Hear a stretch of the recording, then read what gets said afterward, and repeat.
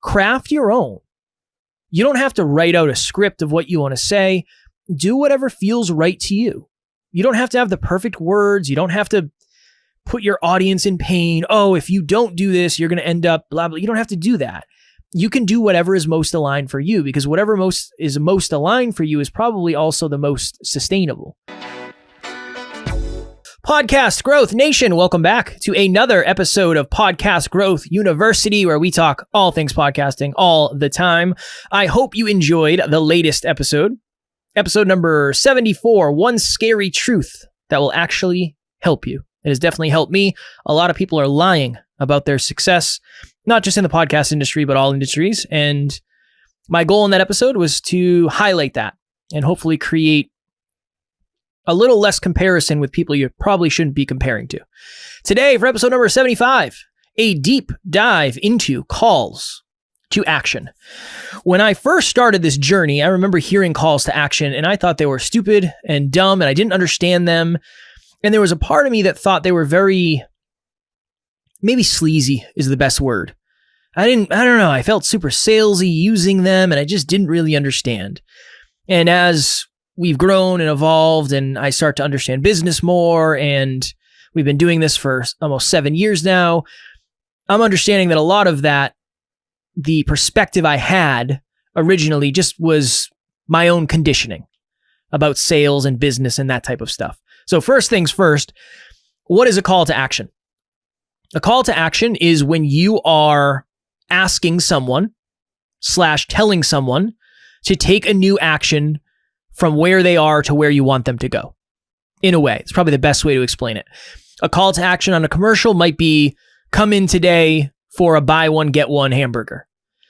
Call to action on on an email might be, click the link below to grab yours.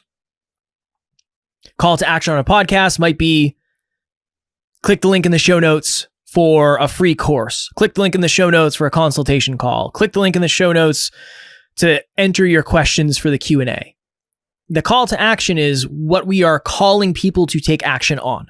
Okay? I know it's probably self-explanatory, but I just want to make sure I explain it, because I know not everybody has had experience with marketing terms, and maybe you haven't heard that before.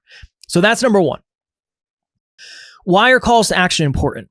Well, in the simplest form, I think we want to believe that people are naturally just going to do the next thing that we either want them to do or that they're supposed to do, quote unquote, when it comes to our overall business. So yeah, I guess in an ideal world, somebody who listened to your podcast would just know that they could go check out the website, or they could find you on social media, or they could leave a review, or they could tell a friend. But humans are busy. Humans are distracted. So number one, the call to action is valuable because it's going to tell people exactly what the best next step for them is. That's one. The second thing, there's a book, I don't have it in my studio. I have it somewhere out in the living room, I think. But it's a book called Influence by Robert Cialdini. And in this book, they did some sort of study, and I'm going to butcher it, but they did some sort of study where there were, let's just say there were two scenarios. First scenario, this was in an office setting, and somebody needed to make a copy with a photocopier. First scenario, the person just walked up to the person using the copier and said, "Hey, can I make a copy? Can I cut you and make a copy?" So that was scenario one. Scenario two was same exact setup, same scenario, except they said, "Hey, can I make a copy? I need to make a copy." That "I need to make a copy" was more of a call to action in a way, just because you were giving more reasons why you needed to use the photocopier. And then it could be, "Can I use the copier? I'm running behind." You can see when you start to stack different things. Now, are these exactly calls to action? No, but I just think from a context standpoint, the more reason you give, the better off you're going to be. Alan is the co-host of Next Level University and my business partner, the CEO of our company. Him and I have a running joke. When he messages me, I can tell when he's getting ready to cancel something because he gives me a bunch of reasons. It's like, hey man, I didn't really sleep super well, or hey man, I'm running a little bit behind today, or the cat got out, or the dog pooped on the carpet, and there's just a list of things. He's giving reasons. He's looking to give as many reasons as possible so I understand. I think it's the same thing, but the opposite with a call to action. We have to guide people on where to go next. Okay, so I kind of have 3 places I want to go today in this episode on deeper understanding of calls to action, what makes a good call to action, and how to use them, I guess, based on my experience. Okay, so number 1, we have to start here. I've mentioned it before, but I think it's super important to understand. We have 2 different kinds of call to action. We have the highest ROI, highest return on investment, and highest probability. Highest probability is the most likely scenario. So when you listen to a podcast, let's just say when you're listening to this podcast, my highest probability eventually will be join a Facebook group, because it just makes sense to be in a Facebook group that has a bunch of other podcasters in it, where there's going to be podcasting content every day, right? You get the picture. So highest probability is after the podcast, that's going to be the next step in this brand, in this business, is going to be the Facebook group. Highest ROI would be if we got to the end of every episode and I said, hey, if you enjoyed today's episode, click the link in the show notes and it's going to sign you up for 1 year of one-on-one coaching with me. And it's going to cost, I don't know, $5,000, let's just say, hypothetically. Yes, the highest ROI. It's the highest return on investment, return on call to action. So the return on my investment in this case is the time I am investing into this call to action. So just think of it as I'm getting the most out of this call to action versus the highest probability is I have the highest probability of this actually happening. One is your cannonball, you're shooting a cannonball and you're hoping it works. The other one is you're shooting a lot of small bullets. Okay? I am a highest probability guy. I like the highest probability, and I'll go into why. But a lot of people do highest ROI because they're playing a very, very short game. One of my favorite things in the world is when a client says, yeah, I'm in this for the long run, because I know we're going to be able to play highest probability, not highest ROI. In the very beginning of your journey, you're most likely not going to get a lot of high ROI things. So for most of us, it's going to be some sort of paid thing. You're most likely not going to have a podcast episode that leads right to something paid. It just doesn't tend to work that often. If it does work, it's probably less than the highest probability thing just because of the way it's all set up. And again, if there's anything I say that doesn't land or doesn't make sense or you don't understand, number 1, it can be hard to explain. So I'm not guaranteeing I'm going to explain it all perfectly, obviously. Number 2, just shoot me a message. I can understand if you don't understand for sure, because I'm kind of hammering through this stuff. And at this point, I also don't know how much I've talked about calls to action in the past. So I'm always just a message away at NeverQuitKid on Instagram. See, that's kind of a call to action right there. Okay, so that's the number 1 thing. Highest ROI, highest probability. I think highest probability is always the best. I really do. Just because you're trying to build a business, not just make money, not just get clients, not just sell courses, not just whatever it is. All right, number 2, use calls to action that can lead to measurable results. So when I am working with a client, often they'll say, when I'm doing my intro, what do I do? And I'll tell them. When I'm doing my outro, what do I do? And I'll tell them. And they say, what should I have for calls to action in the outro? And I usually say, you should probably have the least valuable ones in the outro. And here's why. One of the calls to action usually is tell someone about the podcast. That's not very measurable. I don't know. I don't know if anybody took advantage of that call to action. I don't know if anybody did that. That's one. Number 2 is leave a review. Leaving a review is awesome, but unless you pay for certain software or websites that track this for you, if somebody in another country leaves a review, you can't see it if you don't live in that country. So that's another, I had a client ask me today. She said, I had some people that told me they left me reviews, but I don't see them. And I said, well, sometimes it takes time. Apple, if it was on Apple, kind of all over the place at times, and things lag and they take time. It's hard to know when it's actually going to show up. And I said part 2, if they left you a review, but they live in Canada or they live in a country that you don't live in, you're not going to be able to see it on your thing necessarily. It depends on the app. It depends on things. But we have a lot more reviews than I can see just because we have a lot of people that live in Canada and in other countries, and I live in the US. So those aren't very measurable calls to action. Are they important? Yeah, for sure. I think they're important calls to action. But if you're just starting with calls to action, it's probably important to do something measurable because at least it gives you an idea of how it's converting, for lack of better phrasing. What's going on, guys? My name is Austin, and I've been working with Kevin for a few months now. If there's one thing that I find super valuable is his expertise on how to position the podcast to the right audience and fit the content into the overall business plan. And frankly, when we work together, he challenges me a lot. There were some tough conversations that he initiated with me so that I can really grow in the business. Besides the coaching part, the editing team does amazing work with editing and show notes and staying on top of all communications. Overall, my experience working with Kevin has really been top-notch. So this is why I'm so big on a Facebook group or any group, because it's measurable. You can say, oh, I said join the Facebook group if you're looking for like-minded individuals, and 3 people joined. Awesome. That means that call to action went really well. And if you have a Facebook group, I don't know how other groups are set up necessarily, but Facebook groups specifically, you can have membership questions. Where did you hear about this Facebook group? The podcast. Awesome. So we know it's working. So that's an example of a very measurable call to action. Another one could be if you have a freebie, your call to action leads to the landing page of the freebie where you're able to track the stats of how many people clicked and where they came from. The reason and the goal behind this is you want to know what's working and what's not, and you want to know where people are coming from. Just like if you were going to run an ad, you'd want to be able to see the details.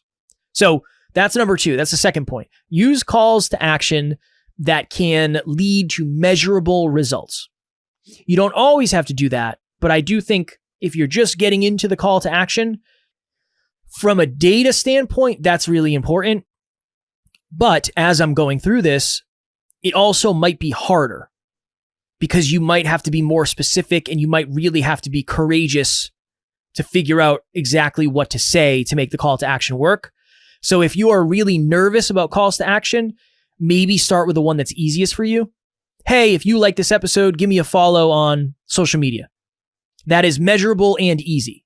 So maybe start there, and then as you get better, you can weave in how to switch up calls to action. All right, third point, and the one that I am learning sort of in real time. So the beauty of having a podcast about podcasts while being a podcaster who does 7 episodes a week, I do 8 episodes technically. I have a lot of opportunities to test out different stuff. So Alan and I recently, we were talking about, hey, what are we going to promote on this episode? What is the call to action going to be? Alan does one, I do one. And I said, honestly, I think from now on, I am just going to promote our Facebook group. Because number one, I believe that that's where most of our audience should go anyway, because that's the next logical step. And it's a great community to be in. It's super positive. I think it's a great place to be. Number 2, we have so many different calls to action that I wonder if it just gets lost at times. We're doing a lot of stuff. I can barely remember how much stuff we're doing. I'm sure our community can't remember.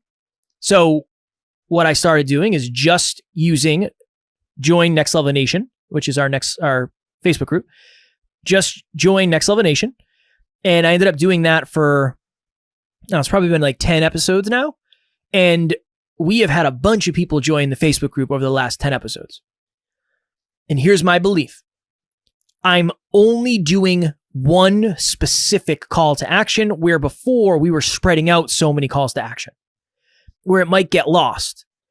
I don't know the stat. I think last time I checked, it was something along the lines of it takes an average of 17 touches before somebody makes a purchasing decision with you. All that means is you send them 12 emails, or let's just say you send them 5 emails, they listen to 10 podcast episodes, they do 1 coaching call, and they get 1 follow-up email, and then they say, you know what? I like this person. I'm going to work with them. So I believe the last time I looked, it was like 17 touches. It's probably even higher now just because the way social media is and business is and technology is. So think about it. If you have 5 things you're promoting and you only do 1 episode a week, you might only be promoting 1 thing once a month. And that just isn't a lot. It's not a lot. So if you're doing 1 episode a week, you're doing 4 episodes a month or 5, depending on the month, I would probably try testing out the same call to action every single time. And if you do the same call to action that's highest probability, maybe we'll get some measurable results. If we do same call to action that's highest ROI, maybe we'll see if that drives business. But I would stick with the same thing versus spreading out a bunch of different stuff, especially if you're early because you probably only have 1 or 2 calls to action anyway. But really, really, really focus on where is the next place I want the audience to go. Usually, people just tend to leave out the calls to action, whether it's feeling salesy or feeling like they're selling to their audience or whatever it may be. At the end of the day, if you, and this is a you thing, this is a moral, ethical thing for you, if you believe wherever the people are going to go is valuable, it's your job to get them there to make their life better, right? That's what sales is. Sales is exchanging value for something. Doesn't always have to be money. Could be time. But that's really what sales is. Sales is not selling something to someone who doesn't need the thing. It's getting someone to make a purchase, or let's just say an investment. Again, time, money, energy, effort, focus, whatever it may be, consciousness. It's getting them to make an investment that will be good for them based on your understanding of them. Now, do you benefit from it too? Yes, but it doesn't mean it has to be a bad thing. I don't know where I was going with that. Oh, if you feel like calls to action, are you selling your audience on where to go next? That's not what it is. You're influencing them to make a decision that would benefit them. And it might benefit you too, but it doesn't mean it's not benefiting them. So if there's any weirdness around calls to action, start looking for them. You're going to hear them at pretty much the end of every commercial. You're going to hear them all over the place, and you're going to realize how often it's happening. Now, this is what I would say. Craft your own. You don't have to write out a script of what you want to say. Do whatever feels right to you. You don't have to have the perfect words. You don't have to put your audience in pain. Oh, if you don't do this, you're going to end up blah, blah. You don't have to do that. You can do whatever is most aligned for you, because whatever is most aligned for you is probably also the most sustainable. And it's something you'll do week in and week out. I've had a lot of clients who just, I say, hey, let's start really working through that call to action. And it would take a month or 2 before they would actually start doing it. They'd say, I didn't feel like I had a good time. I didn't feel like there was a good way to segue into it. I didn't have the right words. So just practice it. Just like you would practice an intro with a guest or something like that, an outro, whatever it is. Last thing I'll say. So I guess this is number 4. You can always pre-record your calls to action if you want, and then just have them as kind of your own ad, quote unquote, on your podcast. Totally up to you. I like to do them live just because then I can connect. If you are struggling with calls to action and you feel like you need help crafting your message or getting your unique voice down, click the link in the show notes for a free podcast breakthrough session. I like it that way. I like to just freestyle it because that's just the way that it works best for me. For you, you can do whatever you feel is best. If you want to record one and just play it on every episode, just like you do your intro and your outro, you can do that. If you want to do a live read, you can do that. Obviously, your calls to action are going to be different when you have a guest. When you have a guest, sometimes it can be weird if you're doing your own calls to action and the guest is just sitting there with a weird smile on their face, as I have done many times. I have no issue with it, but I know it can be a little bit weird and there's more pressure when there's somebody watching. So maybe if you do solo episodes and guest episodes, your solo episodes, you could practice a live read. Your guest episodes, in post-production, you could just add the pre-recorded one. So that is my deep dive into calls to action. simplest thing to start is just start. How are you ending your episodes right now? Where are you telling people to go? Are you nervous about directing them? Are you nervous about coming off as salesy or sleazy or whatever it may be? I think that's the first place to start. But I do believe this is one of the ways that is really going to improve your overall podcast success. Not just with listens, because it's not really going to, if one of your calls to action was make sure you tune in next week for episode number, boom, that's a call to action. So maybe that's an easy one to start with. But I think at the end of the day, this is something that's going to be beneficial for you in the podcast, in business overall, if getting clients is something you want to do eventually. But really, it's to make sure that those that listen to the podcast that are supposed to be in the Facebook group or whatever group it is end up there. And the people that are supposed to download your course. And the people that are supposed to come to the event, come to the event. But it's going to be with strong, aligned calls to action, probably heart-driven calls to action. So that is all I have for you when it comes to calls to action. I already did my call to action. So a free podcast breakthrough session, as always, link will be in the show notes. Next week for episode number 76, 3 reasons you really need to know your audience. I know I talked about this probably pretty early on, but again, as I get more lessons and as I hear more from clients, I will do my best to always bring the freshest stuff I have. So that's what we're going to do next week. And knowing your audience is supremely important because if you don't know your audience, you don't know what's going to work. You don't know what's not going to work or why. You don't know what words to say. You don't know how to form your calls to action. So there's a lot that goes into that. So we will do that next week for episode number 76. As always, I appreciate you all very much. I am grateful for you all. I hope those of you, oh no, we already did the Thanksgiving thing last week. I hope December is a great month for you. Because if you're listening to this, I think it's the beginning of December. I hope December is a wonderful, wonderful month to you. I hope that you get some growth in December. I know that there's some audiences that go away in the winter, especially around holiday seasons. There are some audiences that flock to podcasts during holiday season. So hopefully for you, it's the second one. And if it's the first one, it doesn't necessarily mean you're doing anything wrong. Ebbs and flows, that is par for the course. Until next week, I will talk to you then, and I hope you are crushing it.